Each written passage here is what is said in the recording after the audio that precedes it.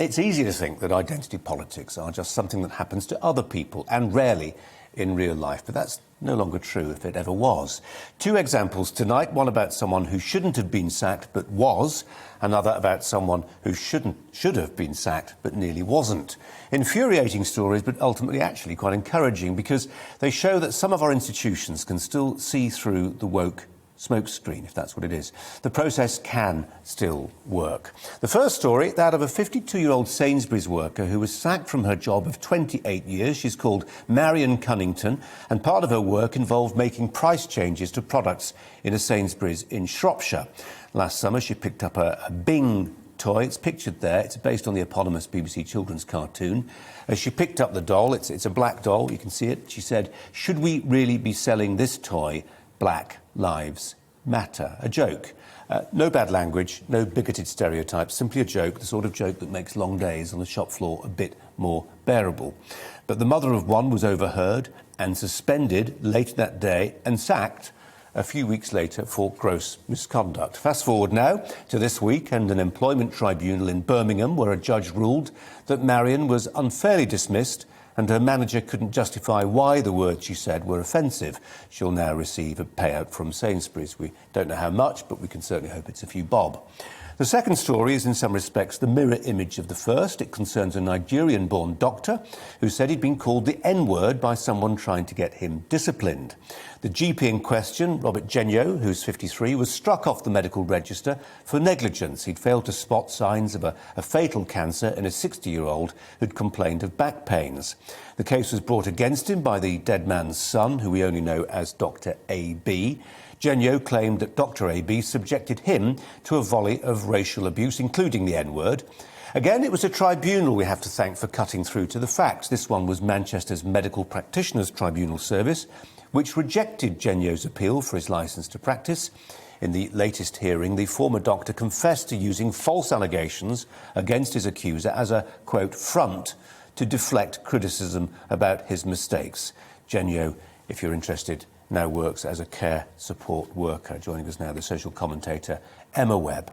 Emma, thanks very much indeed. Standing in for Andrew Doyle. Is he watching the football? I imagine everybody's watching the football if they're not watching GBNews. You're good. You can definitely come back, and you've only said 20 words. Let's take these in turns. What was happening at Sainsbury's? Is that a woke HR department, trigger happy? What's going on there? Well, the interesting case about Sainsbury's is that it was a co-worker who had essentially dobbed this lady into the bosses, presumably to the HR department, and then this whole process had begun, and that is what you often see in quite many justice, cases. Though. She was suspended the same day. Yeah, and I think it's almost a knee-jerk response in some of these organisations. And, often we assume that these sorts of things only happen in climates that are, we would say, particularly woke or rife with cancel culture, like universities or in education. But actually, the reality is that this is affecting people all across the country in all sorts of walks of life. And the Free Speech Union receives up to around 50, more than 50 cases of people coming to the Free Speech Union asking for help. And it's really just the tip of the iceberg, the stuff that you see in public with cases from universities. And actually a lot of the cases that's what we normally expected. We expected on campus in those abstract settings, the ivory towers and all the rest of it. Just on this point, though, I just wonder if there's a little bit of...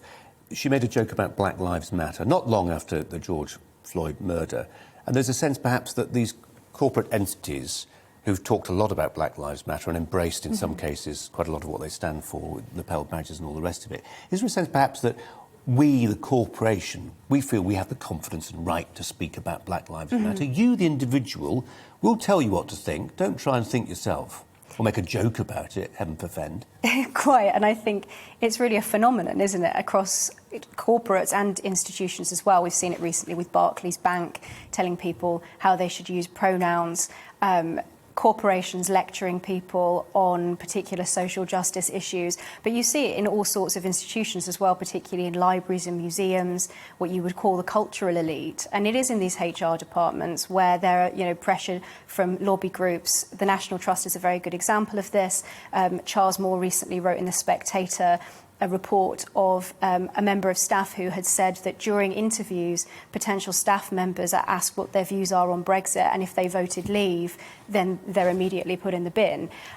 So, you know, this is something that is all across the board, and it doesn't necessarily only relate to social justice issues either. So in the last day, there was a report of another librarian who was suspended in Wigan for complaining or expressing concern on social media about the Chinese Communist Party's investment within the town. And the local council said that this was bringing their reputation into disrepute, and so she was suspended after a 30-odd-year career. So it is something that can happen to literally anyone. Can I try and look slightly more open-mouthed in shock?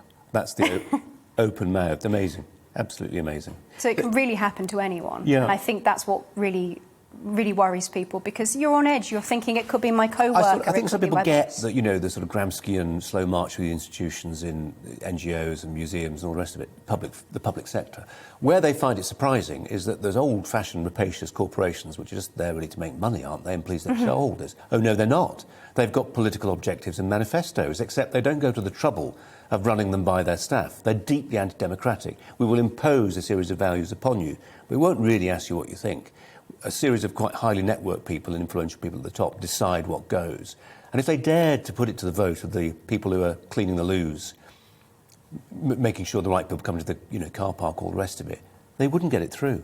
Exactly. And Oxfam were a perfect example of this, weren't they? That Oxfam have been riddled with all sorts of scandals, a sex scandal in not too distant memory, and they have been lecturing their staff about whiteness and asking them to fill in a whiteness survey. So I think, you know, it really is.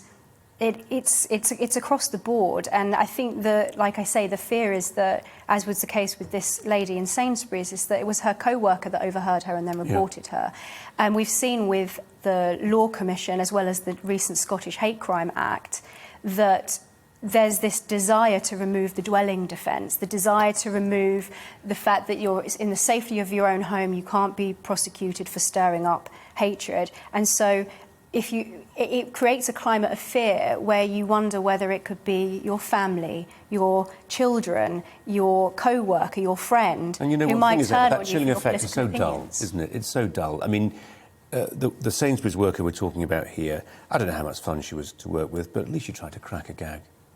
You know, before we move, let's just move on to the GP who was struck off and then appeared to, I hate to use that phrase, play the race card, but it sums it up rather well, doesn't it? Mm-hmm. But the institution saw through it, and that's grounds for confidence, isn't it? It is, and I think, as you know, I mentioned the Free Speech Union already. They've taken up so many cases and won victories, and it is because when these cases are fought in places like tribunals, it is possible to win. It just takes a bit of pressure from the direction of common sense, because for a long time all of the pressure has come from those activists who have a particular agenda, whatever that agenda may be. It's not necessarily just sort of from the social justice perspective, but it could, as I mentioned, be, you know, related to views on the CCP or on Brexit. And so I think that we've got a really febrile atmosphere around various political topics. And it is possible to win these arguments, and it is possible to have victories in tribunals and so on, and in various different institutions. But it just takes a little bit of elbow grease. And actually, there was some recent polling that was done by the Centre for Policy Studies that found that more than 50% of under-30s, millennials, have disowned people, stopped speaking to them online or in person because they've expressed particular political opinions. Now, I've been subject to that myself as a millennial, and I think that it has created this environment that really normal, everyday people are affected by it, and it's the normal, everyday people that need to push back against it. Emma Webb, Andrew Doyle, she's good. She's good. You better get back. Emma, thanks very much. Thanks a lot.